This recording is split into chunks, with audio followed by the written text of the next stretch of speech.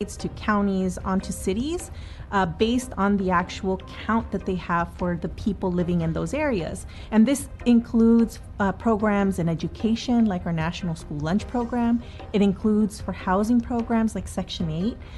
It includes Medicare. And so there's a whole array of programs that without an accurate census count, the city would not receive the funding that it needs to service or meet the demand of its residents. There are some fears and misconceptions about the census that I am sure many people have, just not based in fact. And how do you conquer those fears, and what are they? Well, the way to conquer any fear is to get educated and knowledgeable about what the situation really is. They will never ask you for your citizenship or immigration status, and they will never ask you for a social security number. So when you respond to the census, you're not really providing them with too much detailed information about your family's status. You're just simply telling them how many people live in your household and then what their age is and their relationship to you, along with some other demographic characteristics.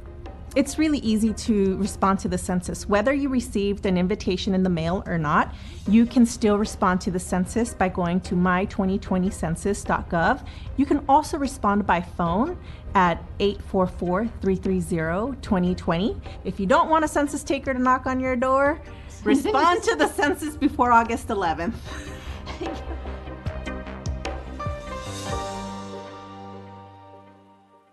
Goodwill of SoCal gives a jobs webinar. The SoCal Baptist Ministers Conference discussed the recent civil unrest, and LA County courts convene using technology.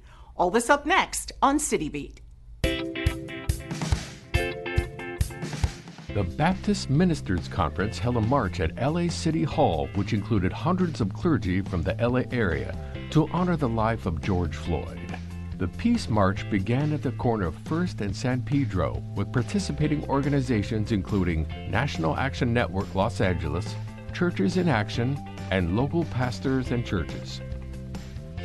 Los Angeles County's court system is expanding proceedings to include technology options. A program called LA Court Connect will allow attorneys and self-represented litigants to appear remotely through audio or video appearances. The first available cases involving civil settlements and probate matters start during the week of June 22nd. The program will launch in phases during the summer for all limited civil, unlimited civil and complex, family law, and traffic courtrooms. Goodwill Southern California will host Out of the COVID-19 Crisis, a pathway to shared prosperity, a webinar event to discuss the state of the job market and projections.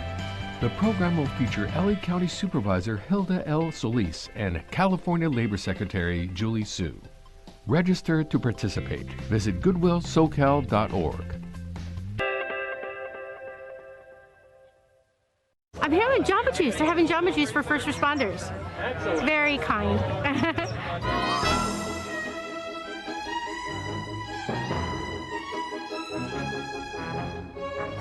Today we partnered with Jamba Juice to provide a different assortment of healthy smoothies so that all the employees here at West Hills Hospital can come down, grab something quick, because we know how busy they are. They're the ones that are protecting our communities.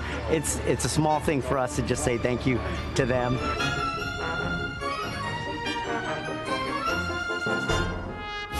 The work on the front lines is still very difficult.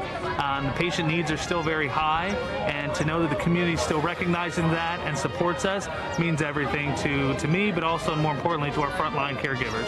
We work really hard. All of us are trying to work together to help our community and all the people that are suffering from COVID, but it's really nice to be acknowledged, and it's very heartwarming.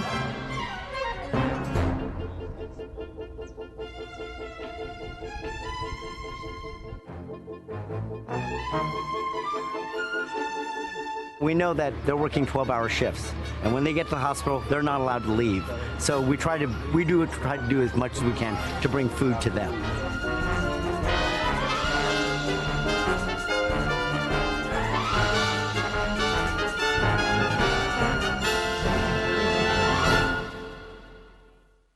Organizations and businesses across Los Angeles are sticking to the mission of helping their fellow Angelinos in any way that they can.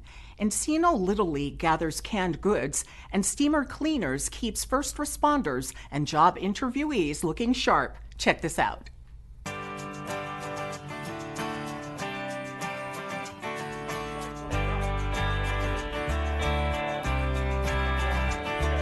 We as the Encino Little League community thought it'd be nice to help those that are less fortunate and have a canned food drive on a Sunday of Memorial Day, since we can't all be at the parks and beaches and celebrating like we normally would. All the food's going to be going to the SOVA Food Bank in Van Nuys, and then they will collect it, organize it, and then give it out to the public as needed. The children are key to all of this. This is their Little League. This is where they get to play, and we're not only trying to play baseball, but build a community and teach our children that it's important to give back and take care of their own community around them, and this food is going to go directly to the people who live locally and are in need. It's important to be here to help people in need who aren't able to get food, but we're able to help and give them food and make a difference. We're a community that helps each other out, especially during these hard times. Mommy. Together we can get through this, but it takes a whole village to get through it. Can't do it on your own. Thank you for taking time out of your day. This is such an important cause, and your food will really, really, really help those in need.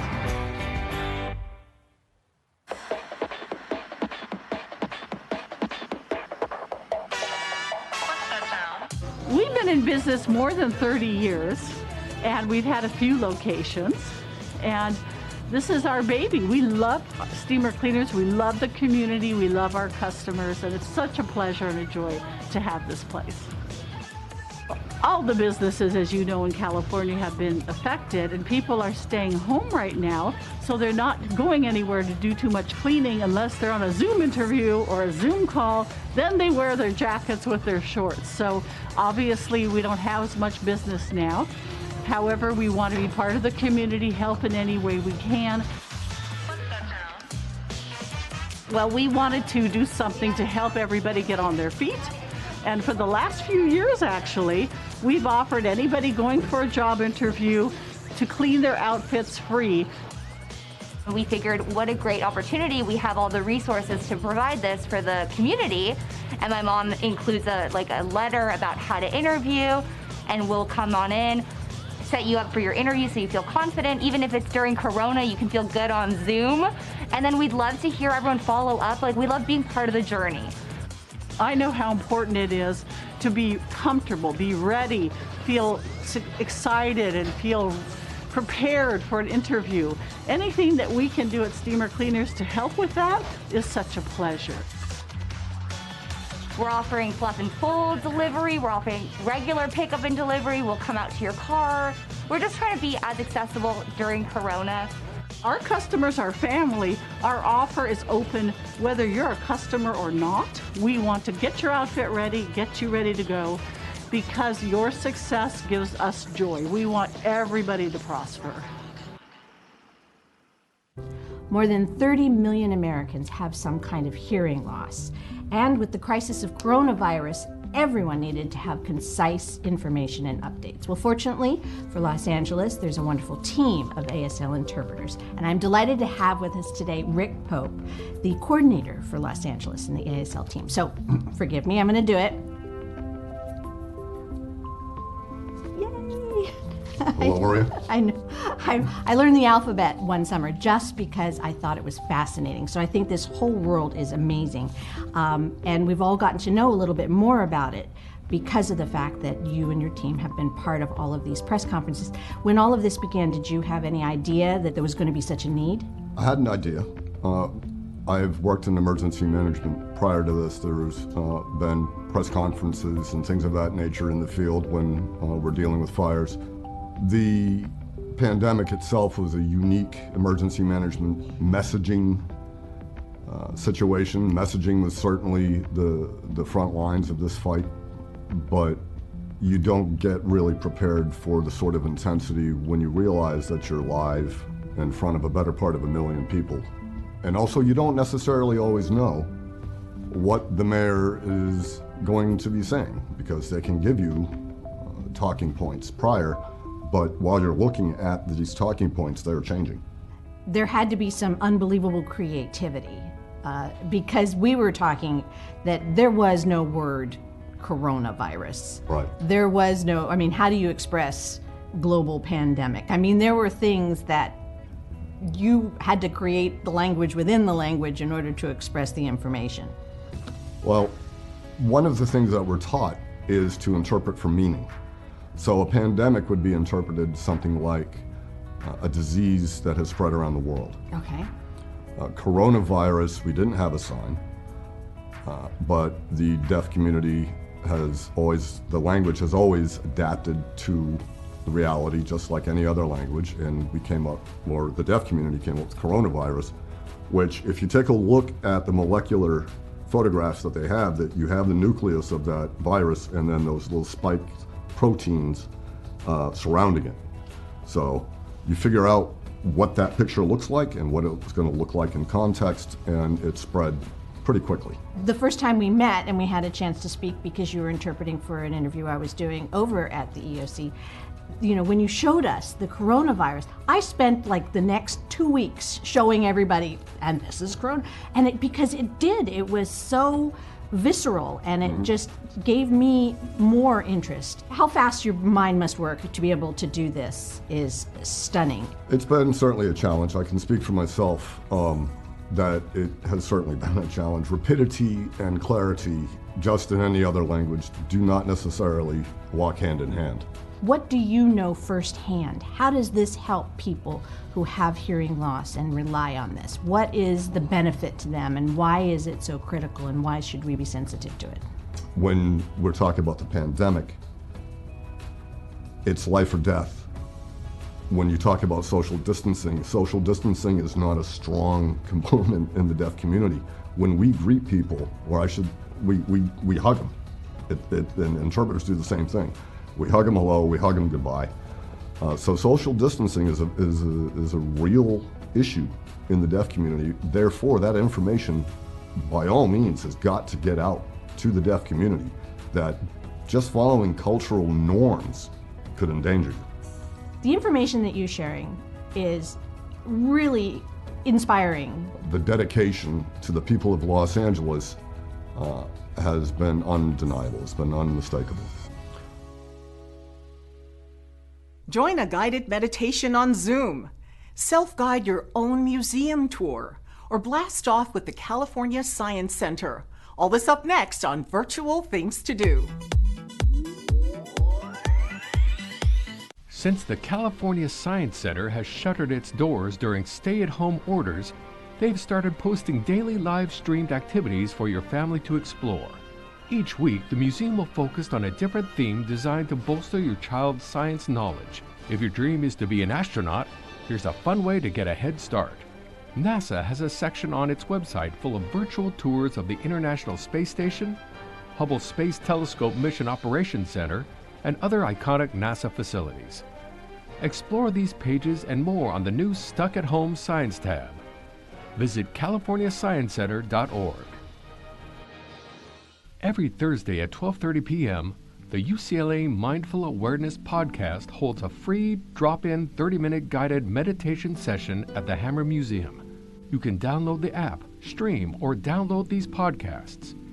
Each week has a different theme and usually includes introductory comments, guided meditation, silence practice time, and closing comments from notable guests. Currently, Zoom sessions are led by Diana Winston, Director of Mindfulness Education at MARC. For details, visit hammer.ucla.edu/programs-events. Heritage Square Museum will be open for self-guided walking tours. With a disposable printed guide in hand, view lovely historic buildings from the outside. Stroll through beautiful grounds and take a look at luscious gardens in progress. Check in with the museum cat, Belle, and say hello to their many chickens. There will be a maximum time allowance of 1 hour for guests to visit to make certain all guests are able to visit. All proceeds benefit the good work they do for historic preservation. Schedule your self-guided tour of the Heritage Square Museum June 5th through July 31st. For details, visit their listing on Eventbrite. And that's a look at some virtual things to do. That's it for this edition. I'm Saida Pagan. From all of us here at LA This Week, thanks for joining us. A reminder that you can catch us online at lacityview.org. We're also on Facebook, Twitter, and YouTube. See you next time for more LA This Week.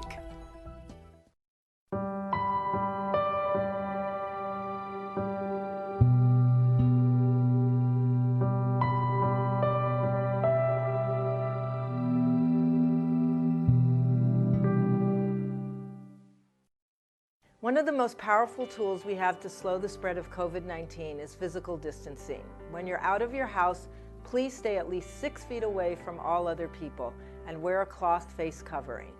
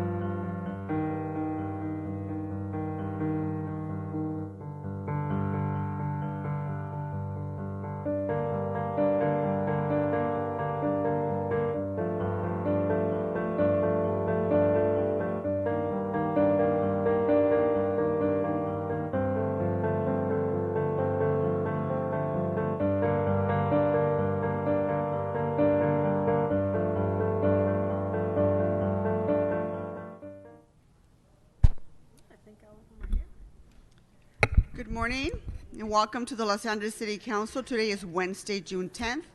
I am Nuri Martinez, the President of the City Council. Madam Clerk, can you please call the roll? Blumenfield. Blumenfield, present. Bonin. Bonin, present. Buscaino. Present. Cedillo. Present. Harris Dawson, absent. Weezer, absent. Councilmember Koretz. Present. Krikorian. Here. Lee. Here. Thank you. Thank you. Martinez. Present. O'Farrell. Present. Price. Present. Thank you. Rodriguez. Here. Something's Rue. wrong. My camera's gone. Here. Present. And Mr. Wesson. Mr. Wesson is here. I can hear it, but I don't see anything now. 13 ayes and a quorum, Madam President. First order of business. Approval of the minutes. Mr. Rue moves and Mr. Price seconds. Next. Commendatory resolutions for approval. Mr. Lee moves and Mr. O'Farrell seconds. Next. Madam President, would council like all items to go forthwith today? Without objection, that will be the order. Next. There are requests from a council member to continue items 1 and 25 for 1 week to June 17th. Okay, without objection, that will be the order. Next. Item 1 is an item notice for public hearing. Items 2 through 17 are items for which public hearing has been held. And for the record, on item 16, the Budget and Finance Committee report for the financial status report has been posted to the council file number 19-0600-S180. Items 18 through 20 are items for which public hearings have not been held, and items 21 through 26 are items scheduled for closed session. 10 votes are required for consideration. Okay, without objections, those items are now before us. Members, are there any specials on today's agenda or any amending motions you'd like to introduce? Ms. Rodriguez? Thank you, Madam President. Item 18 for remarks.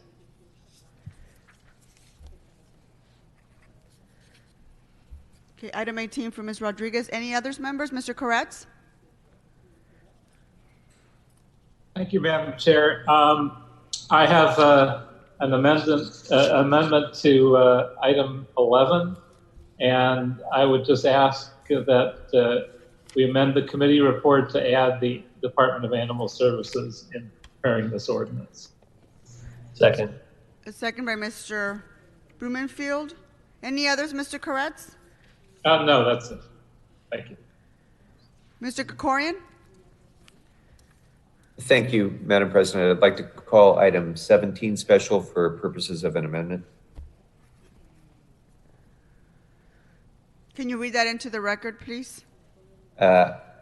If you could hold it on the desk, I will shortly. Very well. 17 for Mr. Krikorian. Members, are there any others?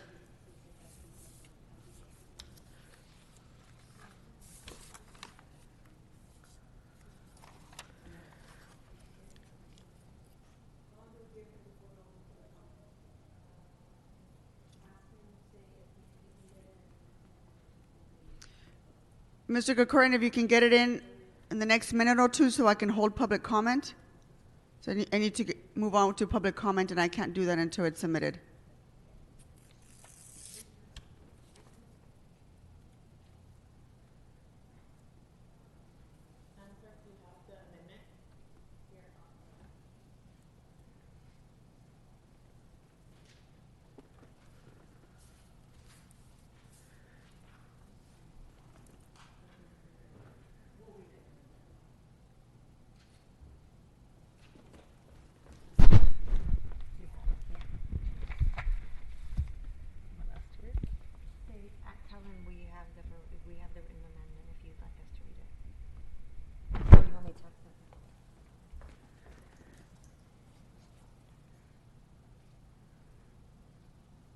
All right, my apologies, Madam President. I have it before me now. I'd like to ask, I move that item number 17 on today's agenda be amended as follows. For recommendation number 2, delete funding from the Innovation Performance Commission Fund and increase the Department of Public Works line item to $577,460. And for recommendation number 6, change the loan amount from $579,000 to $577,460. I'll second. Okay, second by Mr. O'Farrell. Mr. Krikorian, are there any others? No, that will be it. Thank you for your patience. All right, thank you. Members, let's go ahead and move on to public comment. Why don't you go ahead and read the call information for our public. Go ahead, Madam Clerk. Thank you, Madam President. And as indicated on the agenda, members of the public wishing to offer public comment should call 669-254-5252 and use meeting ID number 160-535-8466 and then press pound. Then press pound again when prompted for participant ID. Once admitted into the meeting, press star 9 to request to speak. Let me repeat, call 669-254-5252 and use meeting ID number 160-535-8466 and then press pound. Press pound again when prompted for participant ID. Once admitted into the meeting, press star 9 to request to speak. Mr. City Attorney, can you go ahead and announce our speakers? So I assume that's Mr. Spindler Herman creating a disturbance already.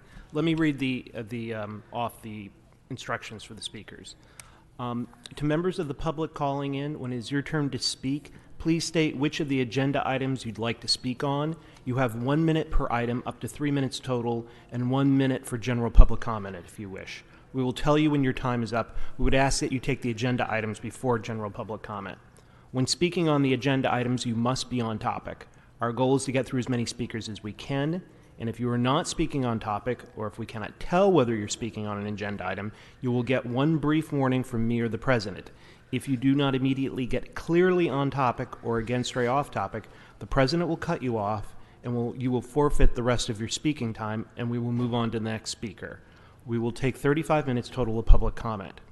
Finally, for members of the public calling in to speak, as soon as you hear someone address you, you are live in the council meeting. If you're also listening to the council meeting on your computer, channel 35, or other device, please turn down the volume on those devices immediately. There's a time delay between the live meeting and the broadcast of those devices, and it will cause confusion if you continue to listen on your other devices. Thank you, Madam President. Thank you. Go ahead. Let's take the first speaker. Please state your name and what item you'd like to speak on. Hello? Yeah. Hello?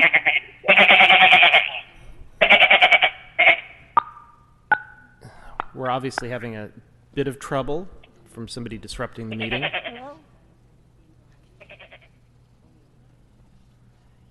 So please hold on for a minute, speaker. Please state your name and what item you'd like to speak on. Hello? Yes, please state your name. Can you hear me? What item would you like to speak on?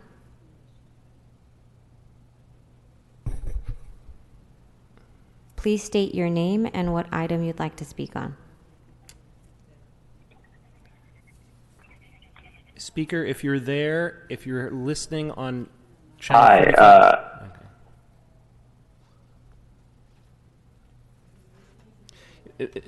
Yes, can you hear me? Yes, Speaker, I have a feeling that you're listening to the broadcast on channel 35 or on the internet. There's a time delay. Please don't listen to Hi, yes, this is Richie Surjenko from Sunrise Moving LA and People City Council. Can you hear me? Yes, we can. What items would you like to speak on? Hello? Yes. Speaker, turn down the volume on your devices. What items would you like to speak on?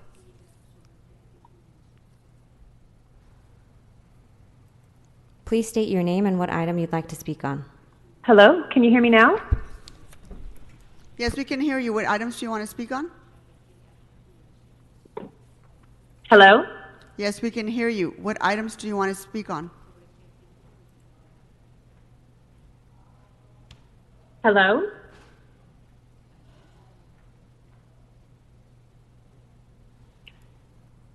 Please state your name and what item you'd like to speak on. Please state 17, John Vane. John Vane. Item 17, go ahead. You have 1 minute. Should I go? Yes, you have 1 minute to speak on item 17. Oh, I'm sorry. Okay. So I wanted to talk about item 17, the city's procurement system, which is outdated and needs improvement. There's way too much friction for local, small, and diverse businesses to have access to the spending that the city does. In fact, local businesses make up about 20% of the city's procurement, and minority and women-owned businesses are even a smaller percentage. So we're advocating a regional procurement system that opens up these opportunities, sort of a one-stop shop that will allow small businesses to have access to opportunities, for the opportunities to be posted, and essentially to create a clearinghouse. We would want that to apply also to all of the sports and entertainment events that have been attracted to the city. And although they've been delayed, we have a whole host of them coming through, including the 2028 Olympics. And I believe it's very important to open up these opportunities to local, small, diverse, and disadvantaged businesses. As part of this, I think it's important to have strategic outreach and marketing activities so that folks can find contracts. Thank you.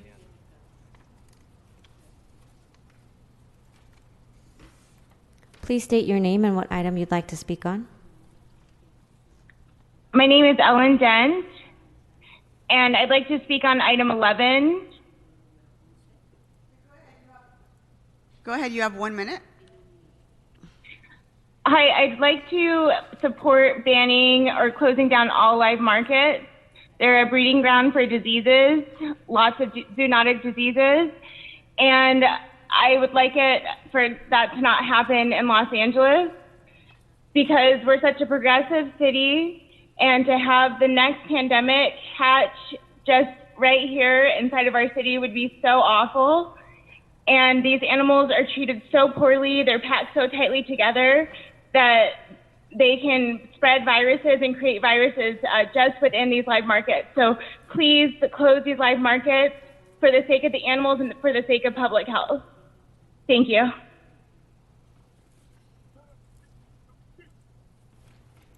Please state your name and what item you'd like to speak on. Gina Viola, general public comment, please. Go ahead, you have 1 minute. I would like to talk about the LAPD Board of Police Commissioners meeting today. I have sent several emails to the city attorney and to the mayor over the last several years to tell him how racist and unfair the practices are at the Board of Commission meetings. This morning was atrocious. We were given 1 minute to speak to two deaths. Mr. French was killed inside a Costco by an off-duty LAPD officer who then shot Mr. French's parents in an attempt to leave no witnesses. We were given a minute to speak to this. I can't even imagine how little regard has been paid to his family. Mr. Soboroff went on record years ago, he was the president of the police commission, went on record. Somebody asked him if he was neutral. He said, "There's no way. I lean towards cops. I see what they go."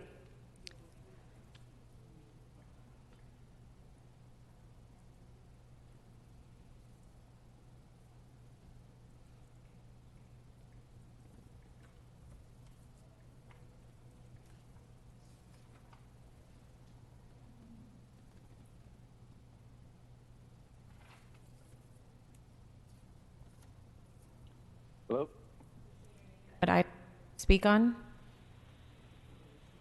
Hello? Hello, please state your name and what item you like to speak on. Yeah, Rob Kwan, I'd like to speak on general public comment. You have 1 minute. Yes, beyond all of the technical difficulties and restriction of public comment today at the Police Commission, we have to look back to last week when Councilmember Krikorian and Martinez voiced their commitment to a transparent and ongoing dialogue about our budget. The June hearings were presented as an offering what we missed out on with our regular budget process, but we didn't get an early meeting that would allow for the full public to be heard. We didn't get video or a televised meeting.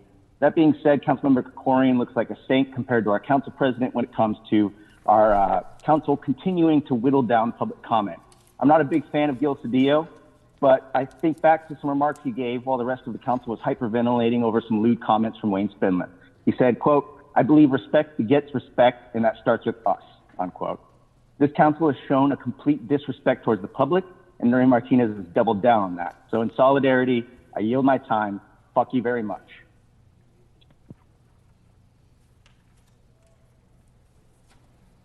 State your name and what item you like to speak on. Hi, my name's Alex, calling from Palms, West Los Angeles. I'd like to speak general comment. Just on the revised budget proposal, that's a great start, divesting from LAPD, but we want to see that reinvested in our communities over the long term.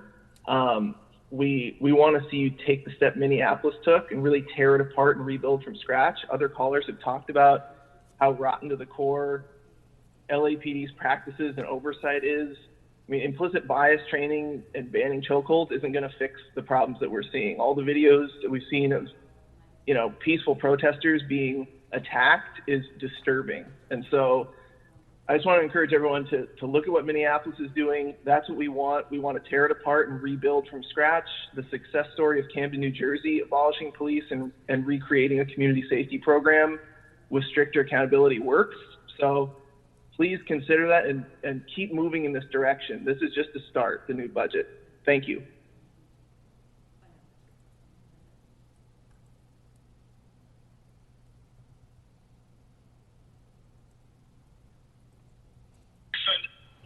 State your name and what item you'd like to speak on. Hello, my name is Stephanie Gerard. I'm calling from Los Angeles, California, and I just want to support the motion to close all live animal markets in LA. They're unnecessary and they're inhumane for the animals and for the people. Thank you.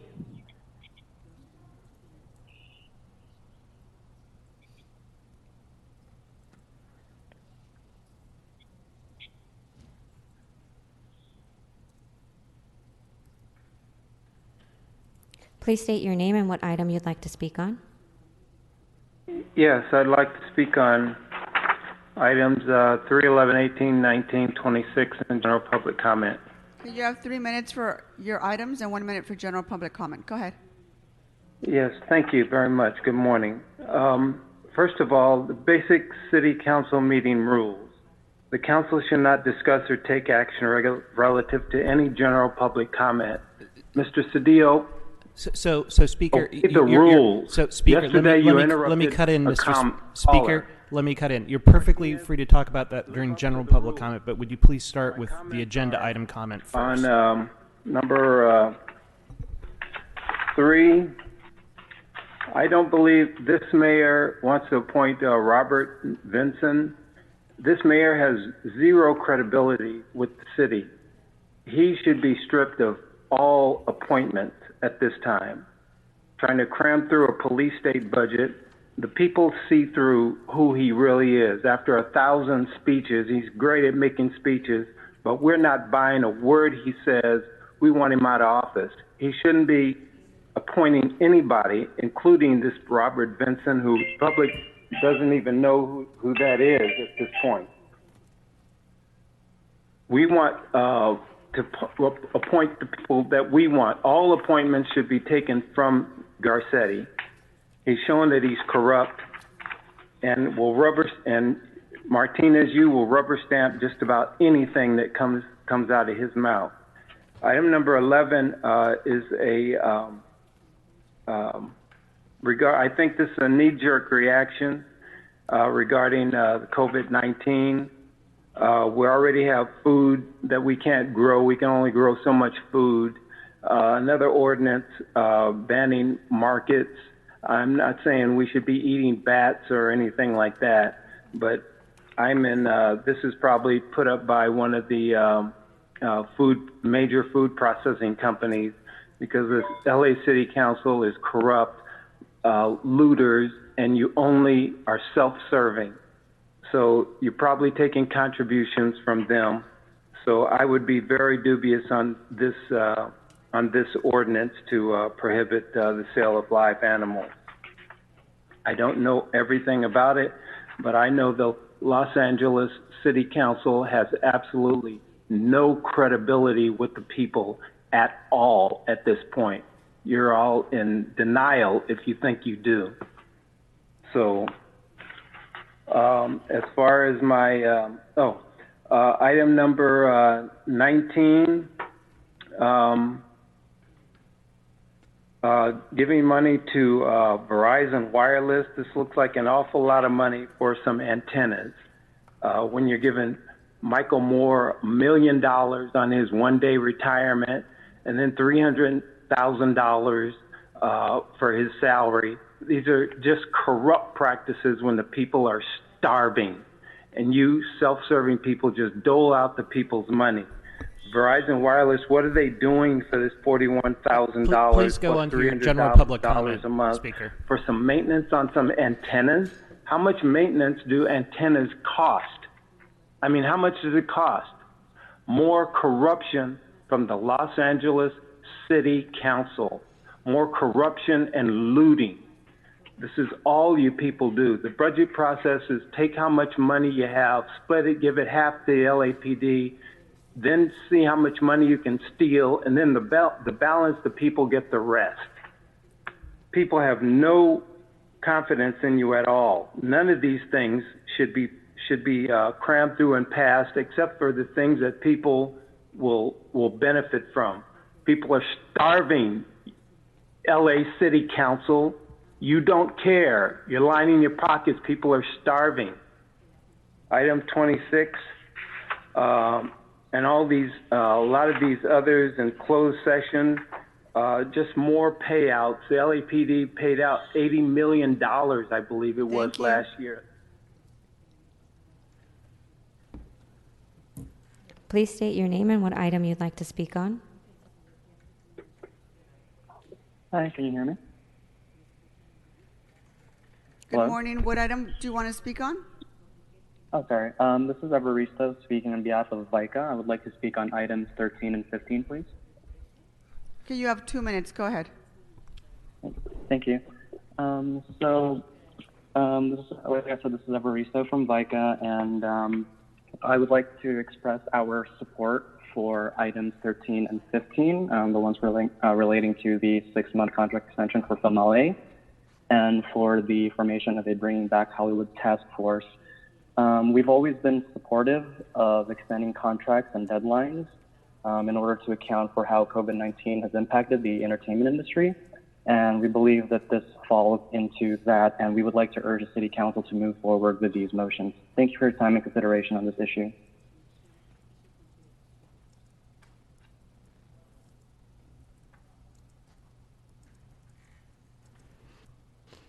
Please state your name and what item you'd like to speak on. Hi, my name is Rebecca, and I would like to speak on item 200681. Can you hear me? Yes, go ahead. You have 1 minute on that item. Go ahead. Hello, can you hear me? Yes, we can hear you. Go ahead and speak on the item. You have 1 minute. Okay. Hi, my name is Rebecca, and I'm a Los Angeles resident for over 30 years. I wanted to make a comment on this case regarding a 2017 off-duty cop shooting at minors for false perception of a toy gun, leading to police officers shooting at unarmed minors, leading to one shot with an injury. Thank goodness he is alive. Then they proceeded to kneel on the handcuffed minors prior to hours of detention. Due to historical racial abuses in these court systems, I would implore this council to place extra oversight and priority for this case. And also, I would like to make a general public comment. President, you have tweeted that you and Price have made a motion to make cuts to the police budget, but and you have announced that this week that there will be discussions around it. But in the past days of agendas and motion items, I do not see any of those. I have not seen any of those motions being made. When will you be scheduling those meetings, or when will you be talking about these cuts? Thank you. I yield my time. Thank you, Speaker.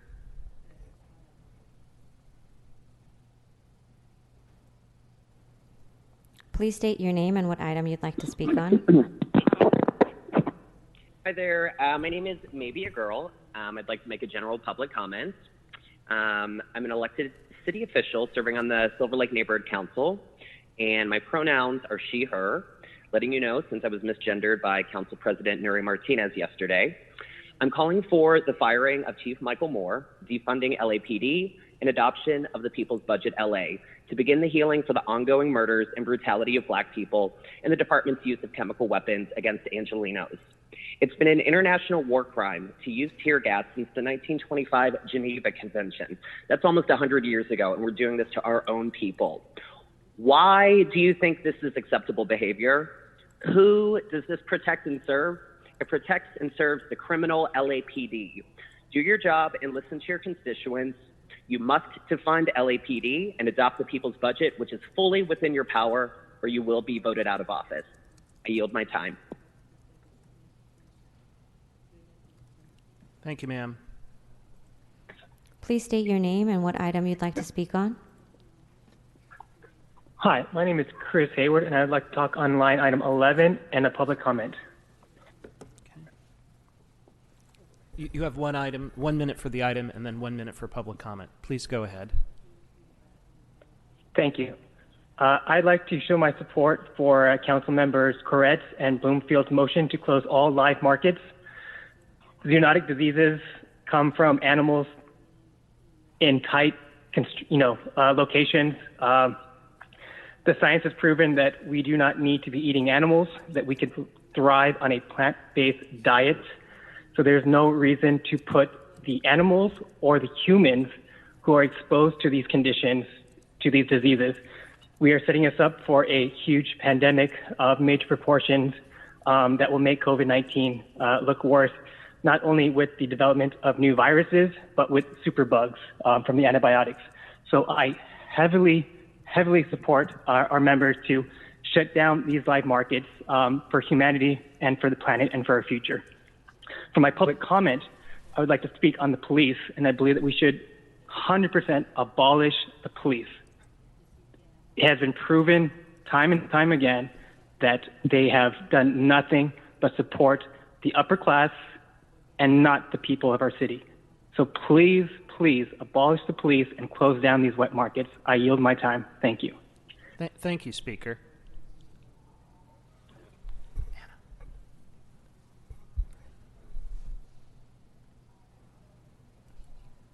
Please state your name and what item you'd like to speak on.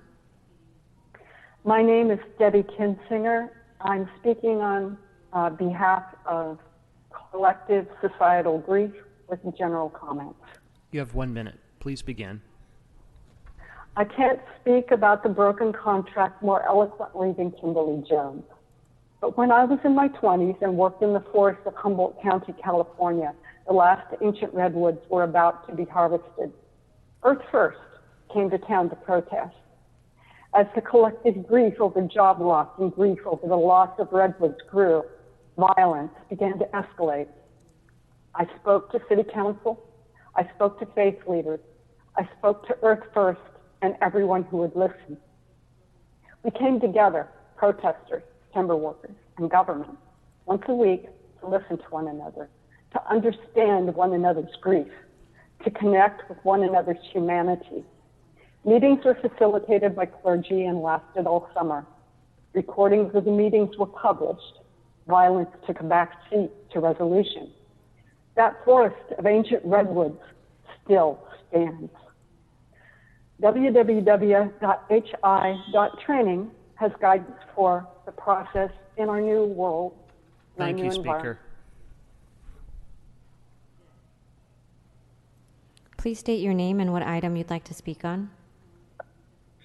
Hi, good morning. My name is Betsy Portillo, and I want to speak on agenda item number 11. Yes, please go ahead. You have a minute. Hi, thank you. I wanted to go ahead and thank Council Members Koretz and Blumenfield for their motion to close all live animal markets. Well, you know, at some point we need to look at history and actually learn from it. And in regards to a previous comment about this being a knee-jerk reaction, I think that reaction is actually appropriate and responsible. Having live animal markets in LA is not only inhumane because we have these living beings in crowded cages 24 hours a day, 7 days a week, but this overcrowding allows for the creation of diseases that is transmitted to nearby animals and eventually us as people. So I urge you today to show that Los Angeles cares more about the health and well-being of its residents than the financial gain of a business, and let LA be a role model to other cities. Thank you. Thank you, Speaker. Please state your name and what item you'd like to speak on. Hi, James Brink on item 11. I urge the city of Los Angeles to ban live markets. I've been to live markets in different parts of the city, and I'm disturbed that there's so little oversight of these markets. It would be so much simpler to just close them. A previous caller suggested that this proposal came from big ag corporations, but that is not true. This is from grassroots organizations that care about public health. Besides poultry and rabbits, I've witnessed live frogs being sold at one such market. These frogs have the potential to upset California biodiversity and carry with them Giardia and Salmonella and other diseases that directly risk human health. We do not know where the next pandemic will emerge. Let's eliminate one possibility right here in our own city. Thank you. Thank you, Speaker.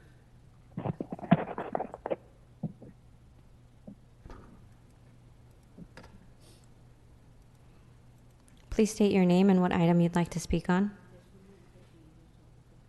Christina, item 11. You have a minute. Please go ahead. Christina Scaringe for Animal Defenders International from our U.S. headquarters here in L.A. in support of item 11, with thanks to Council Members Koretz and Blumenfield for their work in response to the current pandemic crisis and the demonstrated connections between animal trade, biodiversity, and human health. Nature yet again teaches us and calls upon us to act. Global biodiversity experts warn us to safeguard nature to reduce future pandemic risk and point to humans as the single species responsible for COVID-19 as a direct consequence of human activity, including live animal trade and exploitation. As many as 1.7 million unidentified viruses of the type known to infect people are believed to still exist in mammals and water birds.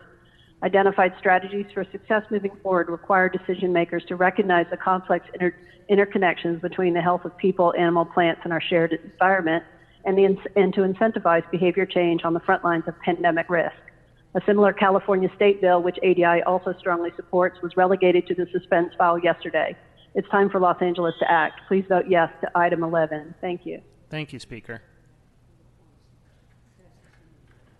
Please state your name and what item you'd like to speak on. This is Lisa, item 11. Please go ahead. You have a minute. Yes, I'd like to call for the immediate and permanent closure of all live animal meat markets in Los Angeles. In these markets, live animals are caged and brutally slaughtered for customers, sometimes right in front of them, and they're a threat to public health. They've been the source of documented disease outbreaks, including SARS and our current COVID-19 pandemic. Dr. Anthony Fauci is actually urging for all wet markets to be closed throughout the country as well. So, you know, aside from the intense animal suffering, it's definitely the source of, you know, could be the source of our next pandemic. So I would I just urge the council to please order the closure of all live animal meat markets and vote yes on item 11. Thank you. Thank you, Speaker. Okay. Please state your name and what item you'd like to speak on. Hi, good morning. My name is Sabrina Ashton, and I would like to speak on item 11. Please go ahead. You have a minute. Thank you. As I mentioned, my name is Sabrina Ashton. I am the California State Director for the Humane Society of the United States, and we support item 11. In live animal markets, animals are kept in cruel, cramped, unhygienic conditions, and these facilities are a risk to humans and animals alike. We have all seen how COVID-19 spread at a wildlife market and its subsequent devastating global impact. The threat for zoonotic disease transmission should be mitigated. We need to reduce the risk of another pandemic and end the inhumane exploitation of wildlife in the greater wildlife trade. Thank you to Council Member Paul Koretz for taking up this issue, and I respectfully ask for an aye vote from the members. Thank you. Thank you, Speaker. The Humane Society of the United States. Please state your name and what item you'd like to speak on. Marie, you bulimic cunt! All items, please, and general public comment. 3 minutes. Please stay on topic. Yes, Princess. Now we have the animal caged amendment. Well, I have to be in opposition to this because, after all, where's John Lee and David Rue? Where are they going to get their dogs they like to eat if you don't have live meat markets? I mean, come on. Vote no on that. Or make an exception for dog meat for Korean Americans. Now we have the cannabis. Oh, that cannabis thing. Herb Lesson. See, Herb Lesson, what Herb Lesson did was he tried to pull a scam on all of these social equity platform people. Mr. Weezar's staffer, Mr. I think Leon, I think he filed for one of these through his wife. And Nuri said, okay, your staffer can have it as long as you don't talk to the FBI. And everything went to hell. And they started logging in early. Yes, they started logging in 35 minutes before the deadline. So, Speaker, I think you're off topic. Would you please get back on topic? Now you're being sued. All these black business owners, none of them got those licenses. 94% of the social equity cannabis licenses went to Armenians. Now, why are they socially equitable at 94%? Less than 1% went to niggers, and the rest of them went to Jews. So yes, on that closed session item. Then the first item, we have a street dedication for sidewalks in Mike Bonin's district. Yes, we want that vote, yes, because we need more sidewalks in the 11th district. You don't have sidewalks in the 11th district. You only have beach. Nobody wants to live on the beach. They want a sidewalk so homeless people can put up tents in front of your home and terrorize you. I think it's cool, don't you? Now we have the continuation of the other items. Oh, by the way, I don't know why, Nuri. How come Mr. Fauble is allowing the public to speak So, on Mr. agenda Spindler, items? please get back on the Public agenda hearings items, held? or you will be cut off. Well, those items were, public hearing was already held on those items, but you're allowing the public to speak. Naughty, naughty.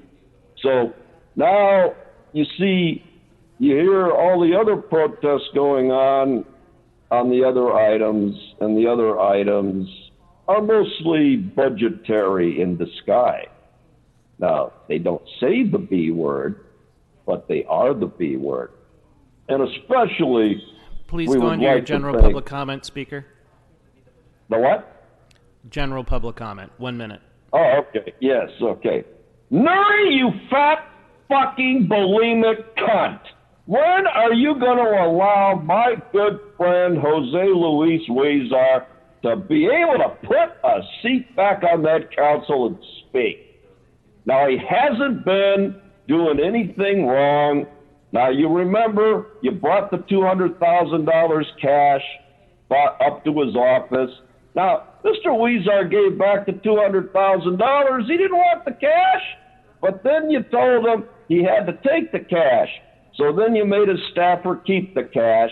So it's all bullshit. The whole FBI probe is bullshit. Bring Mr. Huizar back. He hasn't been convicted, charged, or even named in a goddamn fucking FBI goddamn document.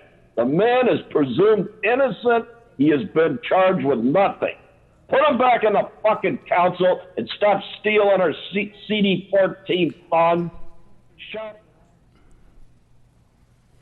Please state your name and what item you'd like to speak on.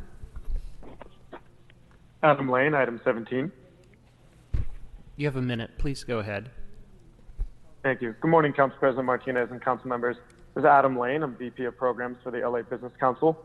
On behalf of over 500 members, I want to express our strong support for ITA's budget request to develop a modern, streamlined, and flexible procurement system that meets the current and future needs of LA's businesses.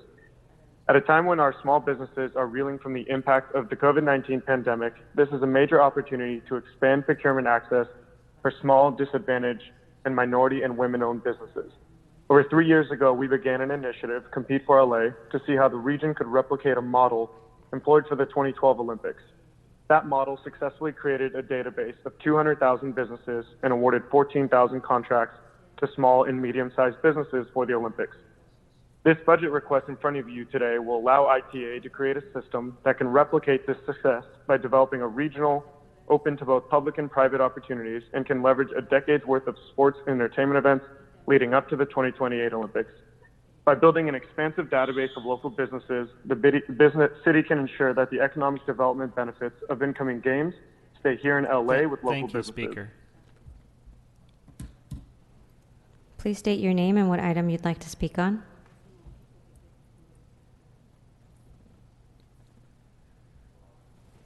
Please state your name and what item you'd like to speak on.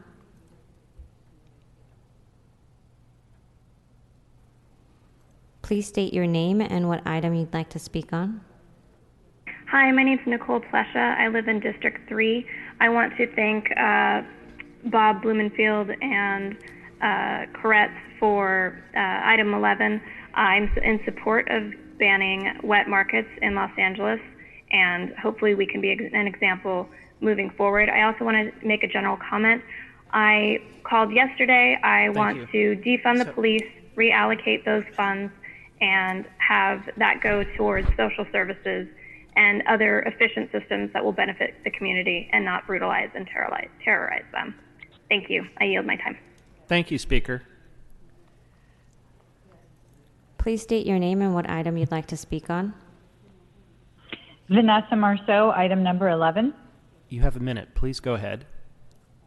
Thank you. I'd really like to thank Council Members Koretz and Blumenfield for bringing this so crucial motion to the board, and I urge you all to adopt it. LA has been a leader in ethical movements in terms of fur, and Councilmember Koretz's motion to have all large-scale venues have vegan food. We're seeing the devastating results of animal agriculture on our environment, on people's health, and also now with this pandemic, which is a zoonotic disease. And the majority of pandemics have come from zoonotics. This is a cruel practice. We don't need animals to live well, and in fact, we live worse when we're consuming and torturing and killing animals. And LA can lead the way and show that we're not going to have another pandemic here. It's certainly not gonna start here. We can lead the way showing that we are here on the planet with animals, not enslaving and torturing them. I think most people, if they saw what actually happened in these wet markets, would be horrified and would immediately want them to end. Animals think and feel and have pain. Thank you. Please state your name and what item you'd like to speak on.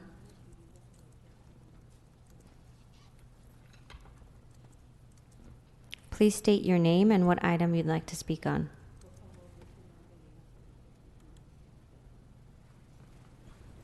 Please state your name and what item you'd like to speak on. This is Renee Rowland. Can you hear me? Yes. Yes, we can. What item do you want to speak on? I'm speaking on agenda item 11. I am Renee Rowland, chair of PAWPAC. I understand that the LA Animal Services will be added to the committee recommendation for reports on this item. I did not find reference to the term wet market in city or county code. However, our state code uses the term live animal markets, and I encourage you to use that term, which is defined by the state as a retail food market where in the regular course of business, animals are stored alive and sold to consumers for the purpose of human consumption. Many others have commented about the transmittal of disease.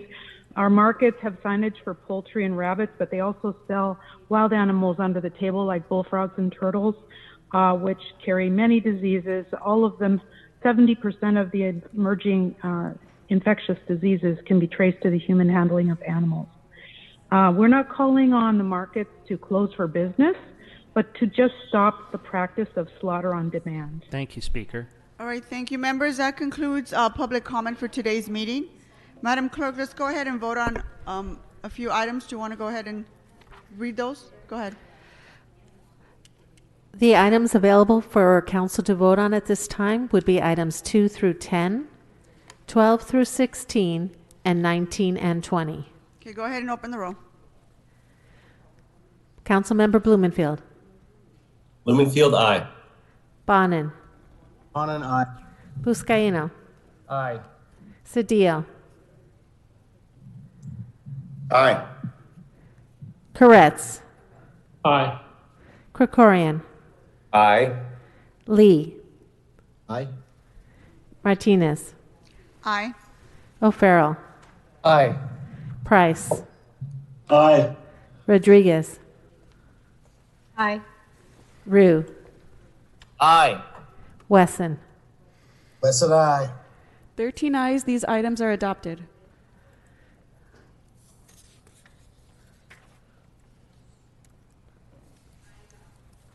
Okay, what's next, Madam Clerk? Item 11, as amended by Mr. Koretz and Blumenfield. Okay, let's go ahead and call the roll. Blumenfield. Blumenfield, aye.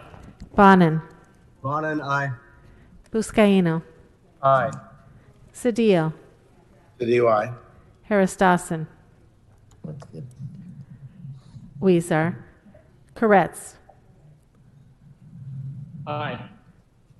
Krikorian. Aye. Lee. Aye. Martinez. Aye. O'Farrell. Aye. Price. Aye. Rodriguez. Aye. Rue. Aye. Wesson. Wesson, aye. 13 ayes. This item is adopted as amended. Okay, let's move on to item 18 for Ms. Rodriguez. Thank you, Madam President and colleagues. Item 18 is a resolution that I introduced in support of Assembly Constitutional Amendment 5, the California Act for Economic Prosperity, which was introduced by Assemblywoman Shirley Weber. ACA 5 would initiate a ballot initiative to formally repeal Prop 209. As many of you know, while I was serving on the Board of Public Works, there were many efforts that I led to help assure that small businesses, minority businesses, and women-owned businesses would have a competitive opportunity for contracting in the city of Los Angeles. Many of the efforts as a result of Prop 209 have been stymied, and this is an opportunity for us to reintroduce the efforts to bring equity in our contracting process in the city and throughout all of the municipal agencies and governmental agencies that have been inhibited as a result of the passing of Prop 209. Through the efforts of creating a small business academy, as well as my efforts to lead the overhaul of LA Bovin, we made great gains in helping to bring opportunities for a competitive shot for small businesses to actually successfully contract with the city of Los Angeles. But through the efforts of a repeal of 209, we could surely deliver far more opportunities for minority businesses, for communities of color, for women-owned businesses across this city and across this state. And so I am optimistic and hopeful that through this ballot initiative, through this repeal, that we will finally provide the equitable opportunities for these communities throughout our state to be able to have these opportunities for wealth building in their communities. And I ask for your aye vote. Okay, Madam Clerk, let's go ahead and open the roll on item 18. Councilmember Blumenfield. Blumenfield, aye. Bonin. Bonin, aye. Buscaino. Aye. Cedillo. Cedillo, aye. Koretz. Aye. Krikorian. Aye. Lee. Aye. Martinez. Aye. O'Farrell. Aye. Price. Aye. Rodriguez. Aye. Rue. Aye. Wesson. Wesson, aye. 13 ayes. This item is adopted. Okay, let's move on to item 17. Mr. Krikorian, would you like to speak on this item? Or are we good with voting on your amending motion? No, it's fine as amended. Okay, thank you. Let's go ahead Thank and you, Madam President. open the roll. Blumenfield. Blumenfield, aye. Bonin. Bonin, aye. Buscaino. Aye. Cedillo. Cedillo, aye. Koretz. Aye. Krikorian. Aye. Lee. Aye. Martinez. Aye. O'Farrell. Aye. Price. Aye. Rodriguez. Aye. Rue. Aye. Wesson. Wesson, aye. 13 ayes. This item is adopted as amended. Okay, Mr. Krikorian, would you like to speak on items 21 through 24? Before I'm not able to on behalf of the committee, Madam President, in that the committee waived all of these matters for consideration by the council. If members have questions or concerns about them, we can certainly take them in closed session.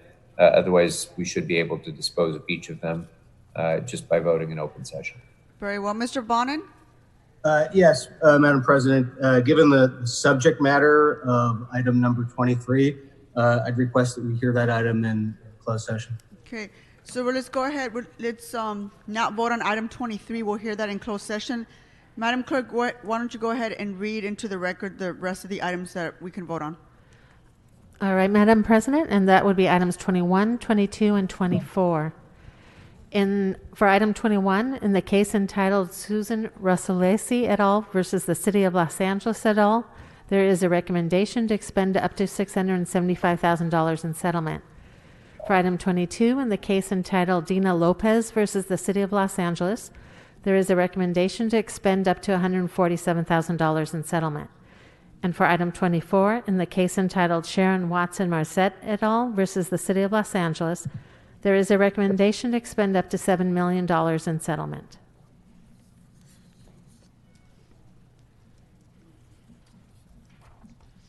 Okay, let's go ahead and call the roll on these items. Blumenfield. Blumenfield, aye. Bonin. Bonin, aye. Bonin, aye. Buscaino. Aye. Cedillo. Cedillo, aye. Koretz. Aye. Krikorian. Aye. Lee. Aye. Martinez. Aye. O'Farrell. Aye. Price. Aye. Rodriguez. Aye. Rue. Aye. Wesson. Wesson, aye. 13 ayes, these items are adopted.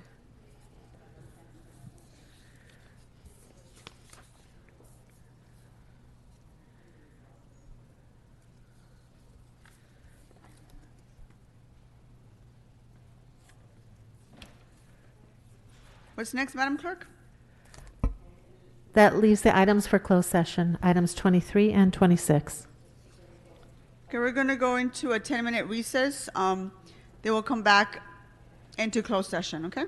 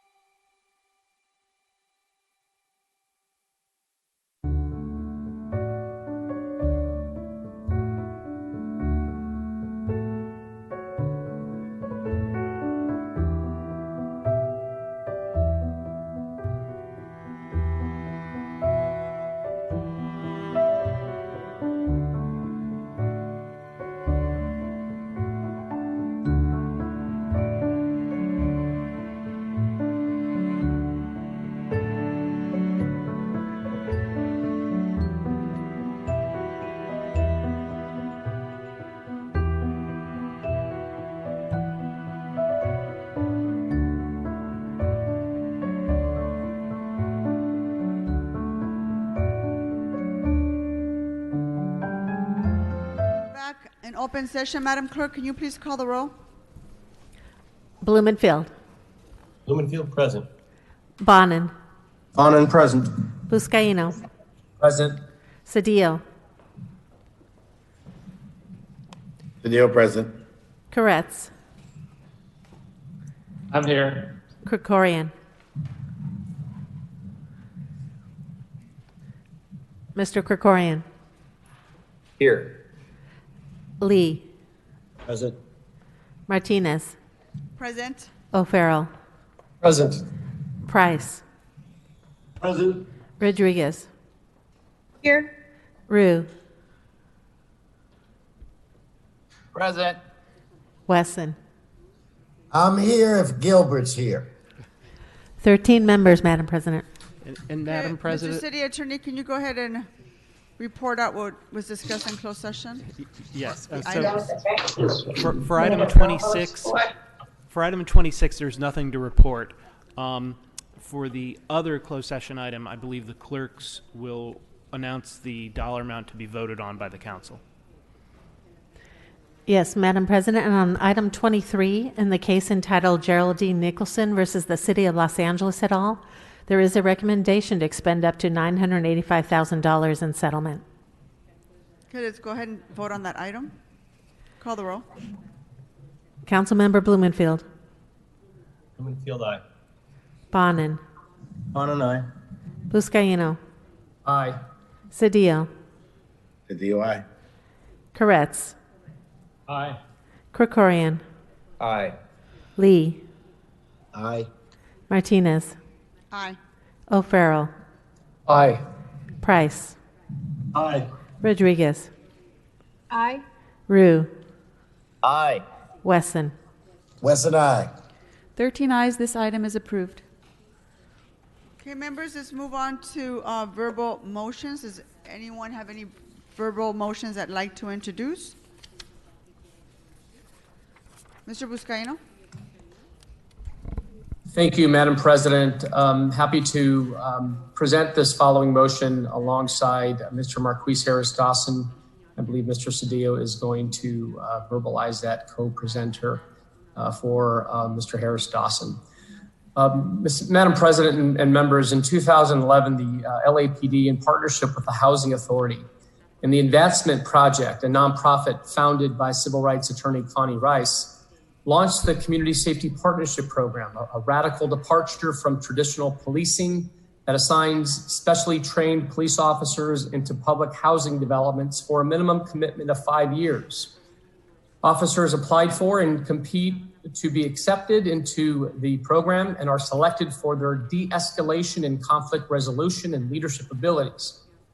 The CSP program, as we know it, their officers then embed themselves into the community and form relationships with residents through activities like coaching youth football, serving as Girl Scout troop leaders, and walking children to and from school.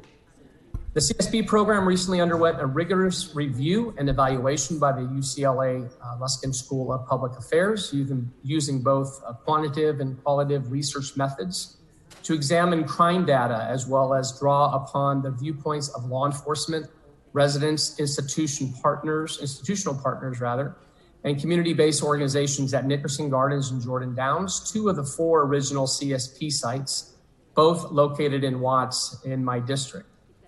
The results were clear and unambiguous. Though not perfect, the CSP program has reduced crime and made residents feel safer. Over the 6-year evaluation period, the CSP program resulted in 7 fewer homicides, 93 fewer aggravated assaults, and 122 fewer robberies than would otherwise have been expected to occur in Jordan Downs and Nickerson Gardens. Greater trust between residents and CSP officers resulted in more crimes being solved. Murder clearance rates went up from less than 50% to 81%, and officer-involved shootings decreased from an average of 9 a year to 1. Public safety will always be a core function and responsibility of local government, but cities and our police officers and firefighter paramedics cannot continue to be the first, last, and only responders to complex social problems. We must invest in community viability and upward mobility infrastructure at all levels of government, federal, state, and local, collaboratively. What's occurring at the redevelopment of Jordan Downs and Watts, which has been awarded a $35 million transformative climate communities grant from the state of California, and the $35 million choice neighborhood initiatives from the Federal Department of Housing and Urban Development, and millions of dollars of city infrastructure and technical support. But even with that investment, there will always be a need for police, and the time to reorganize, restructure, and rebuild the LAPD is now. The CSP program has become a national model for community policing, and the city now has quantifiable proof that the CSP model works. It's time to expand the Community Safety Partnership Program within LAPD and begin to transform the department into one based upon community policing.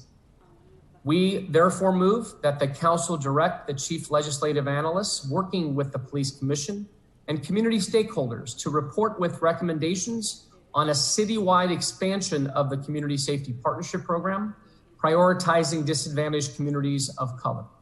Second.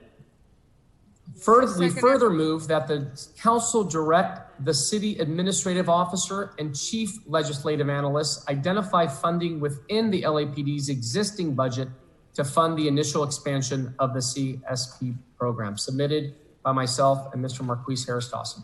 Okay, seconded by Mr. Lee. Moving forward, members, can I just have you read your moving clause on your verbal motions? Thank you. Any other verbal motions, Mr. Buscaino? No, ma'am. No, ma'am. Thank you. Thank you. Ms. Rodriguez? Thank you, Madam President. This moving clause, this is presented by myself, Mr. Harris Dawson, and Mr. Bonin. And the moving clause is that the police department include an analysis of the department's crowd control tactics and compliance with existing departmental policies and legal mandates during the recent civil unrest as part of the... Sorry. Thanks, Mr. Buscaino. Sorry about that, Ms. As Rodriguez. part of the after-action report requested by motion Rodriguez, Harris Dawson, Council File number 20-0686.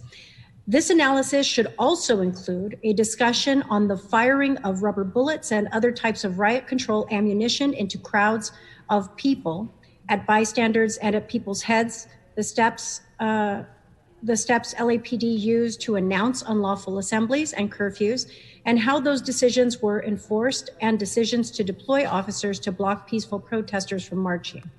I further move that LAPD report on how individuals arrested during these protests for curfew violations or failure to disperse when ordered to do so were handled after their arrest, including information on if social distancing and other public health guidelines were followed to reduce the spread of COVID-19. This report should also include information on how LAPD enforced curfews and dispersal orders on unhoused individuals, and further move that the LAPD request that Mr. Gerald Chaliff, the author of the department's review of the 2007 May Day incident in MacArthur Park, take the lead of the review of LAPD's actions during the recent protests. Second. Mr. Rue seconds that. And I'm told I need to positively affirm that I'm a co-presenter, so I happily positively affirm. And I was Thank you. told Ms. Rodriguez? Mr. Marquis Harris Dawson that I would verbally sign for him in his absence. Very Bob, I'm happy to do that.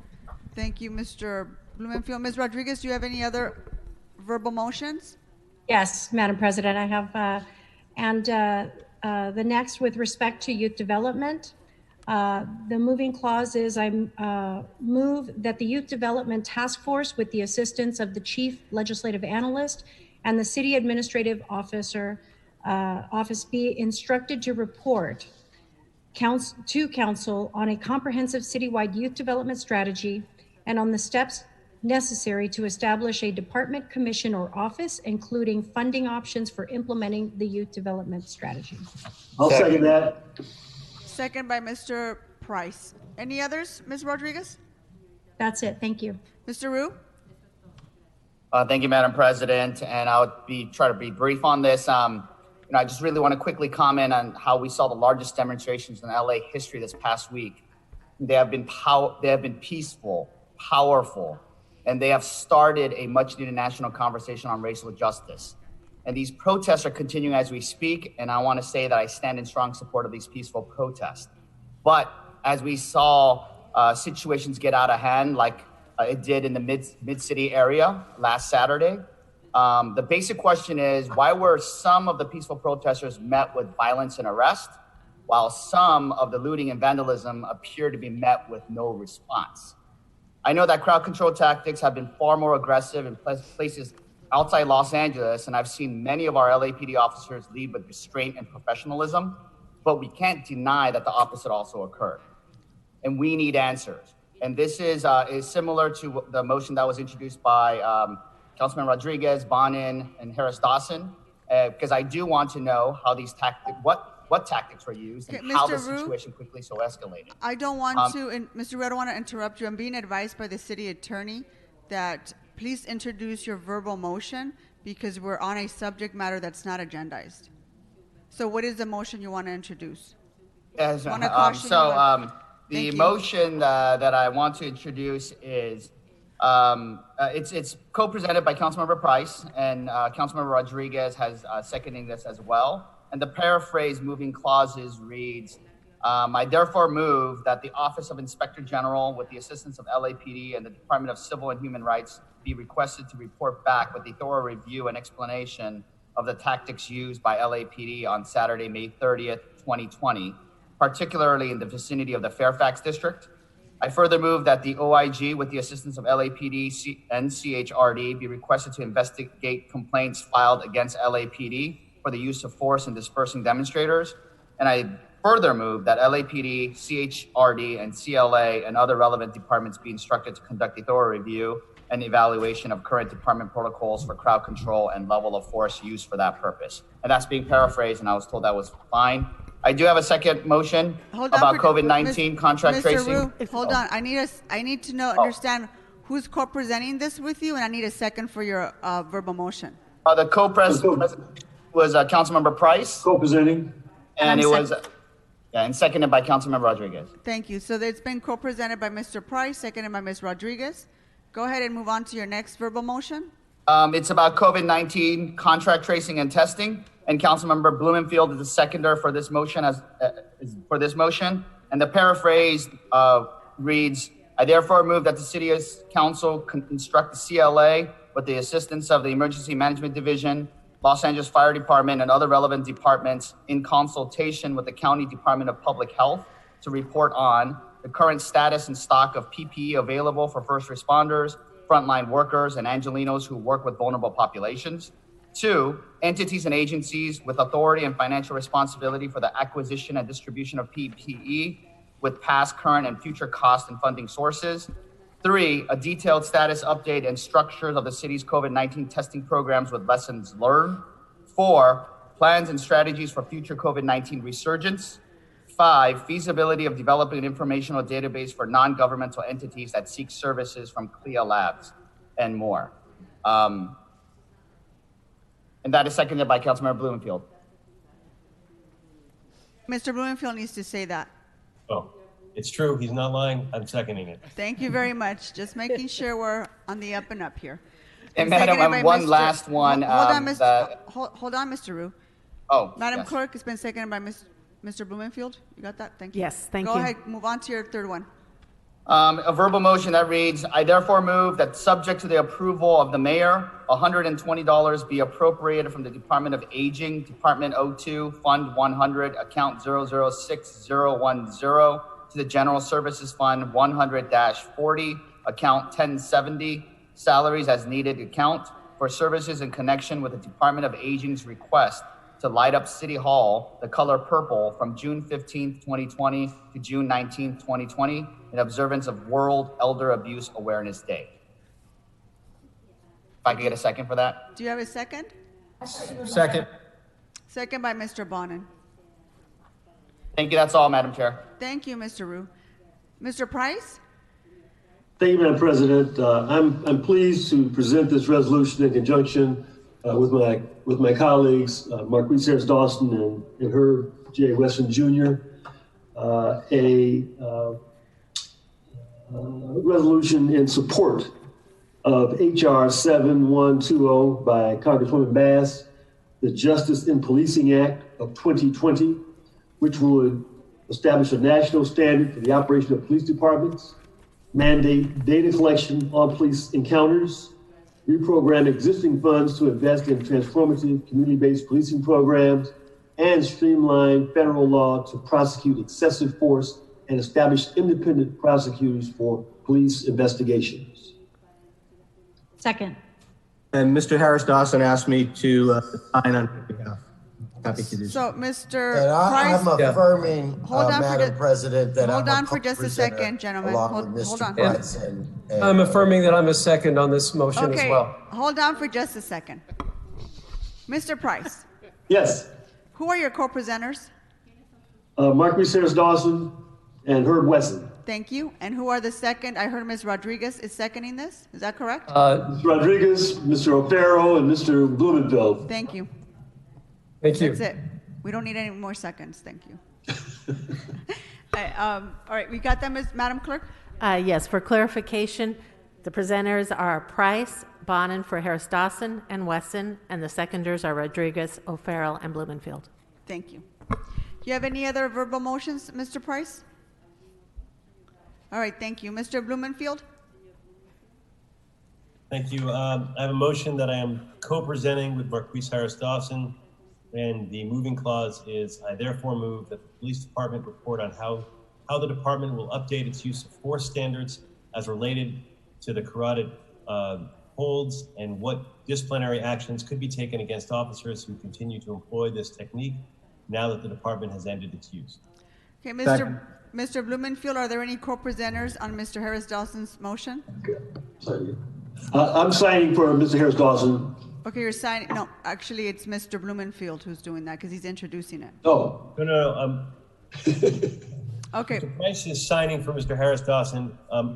Marquise and I are co-presenting. Thank you. So it's being co-presented by Mr. Harris Dawson and Mr. Blumenfield. It was seconded by Mr. Bonin. Correct. And Mr. Price will sign for Mr. Harris Dawson. Thank you. Mr. Blumenfield, do you have any others? That's it. Thank you. Thank you. Mr. Koretz? Thank you, Madam President. And because we had a few revisions at the last minute, if I could ask for your indulgence and read the whole item just to make sure we have the right version. This is an item that I'm co-presenting with Marquise Harris Dawson, who would be the lead presenter. The police department, LAPD, has been at the forefront of adopting measures to be transparent, such as body-worn video cameras, BWVCs, and using footage captured by these devices to investigate complaints. Since 2016, the department has deployed approximately 7,000 cameras, enough to equip almost all officers with field responsibilities. During the recent protests in response to the killing of George Floyd by Minneapolis police officers, the LAPD activated all of its personnel and deployed the vast majority of its officers into the streets of the city. This department mobilization included a number of officers who do not normally work in the field and do not have BWVCs assigned to them.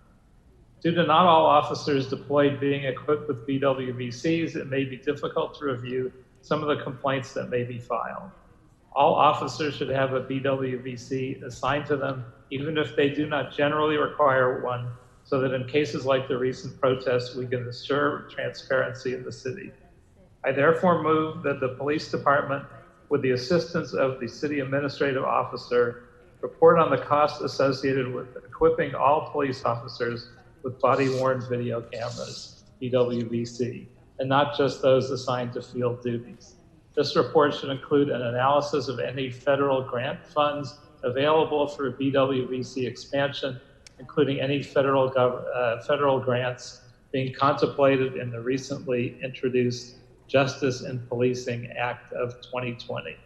And I believe that Mr. Dawson asked Mr. Rue to sign on his behalf as co-presenter. I affirm. I am signing on behalf of Councilmember Harris Dawson. And I'll second. Okay. Great. But it's, and that's all for me. And for confirmation, the seconder was Councilmember Bonin? Yes. Yes. Thank you. Mr. Koretz, do you have any other motions? No, that's it. Thanks. Thank you. Mr. Cedillo?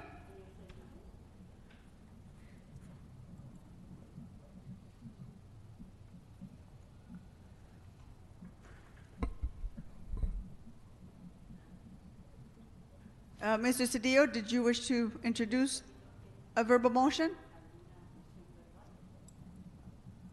No, Madam Chair, I had been previously asked to confirm that Mr. Marquis Harris Dawson was going to be the co-presenter with the Joe Buscaino on the CSP. I was asked to be the second, which I am happy to do that.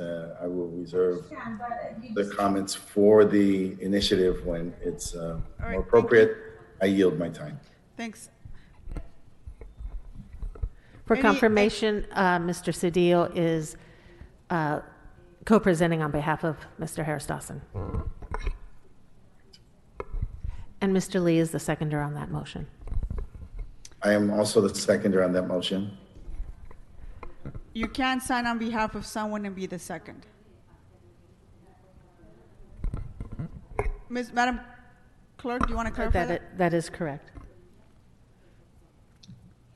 Members, are there any other verbal motions anyone would like to introduce? Madam Clerk, you don't have any written motions, correct? Correct. Okay, so let's go ahead. What else is before us? Council has motions for posting and referral. Posted and referred. Members, are there any announcements? Seeing none, are there any adjourning motions? Mr. Koretz? Thank you, Madam President. I'd like to ask that we adjourn in memory of Ashby Kendall Rain Jr., a resident of Venice Beach, who died on May 30th at the age of 86. He is survived by his beloved wife of 25 years, Ann Hennigan Rain, and Ann is the mother of my former staff member and friend, Kate Hennigan. Born in Danville, Virginia, Kendall spent many formative years in the Northeast, attending Eagle Brook School, Phillips Academy, Andover, and Yale College, where he was a varsity swimmer.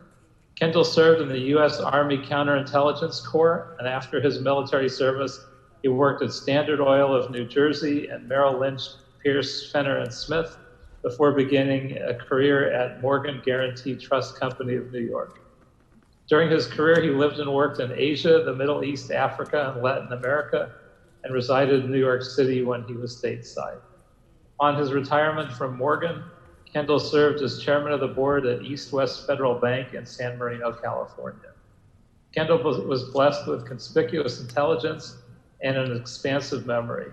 He was admired for his charm, quick wit, and appreciation for a well-crafted martini. Everyone who knew him often commented on his exceptional sense of humor. At Venice, he was a fixture at the Kifun Sushi Bar on Washington Boulevard, sadly now closed, and he was fascinated with books on philosophy, religion, and Asian and Middle Eastern history and cultures. He also enjoyed the novels of John le Carre. In addition to his wife, Anne, he's also survived by his three sons, Ashby Kendall Rain III, Kent Crosby Rain, and George Braxton Rain, stepdaughter Kate Hennigan, and her husband John, stepson Andrew Stephen Hennigan, and his 8 grandchildren, Olivia Harrison, Tulay, Eleanor, Bowden, Charlotte, Martha, and Louisa. And in lieu of flowers, contributions can be made to the Los Angeles County Library Foundation or a charity of your choice. A private memorial service will be held at a later date, and may he rest in peace. Okay, members, are there any adjourning motions? Okay, seeing none, our meeting is adjourned. Thank you.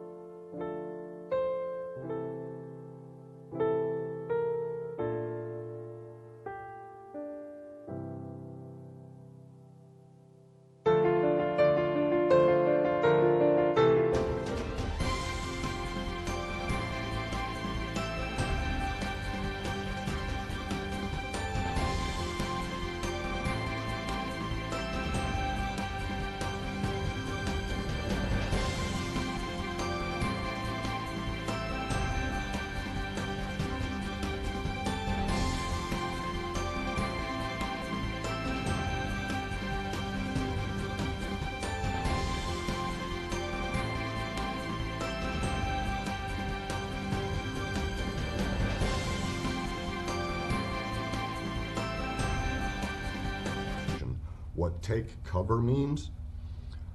I've seen it actually interpreted as take cover underneath your blanket.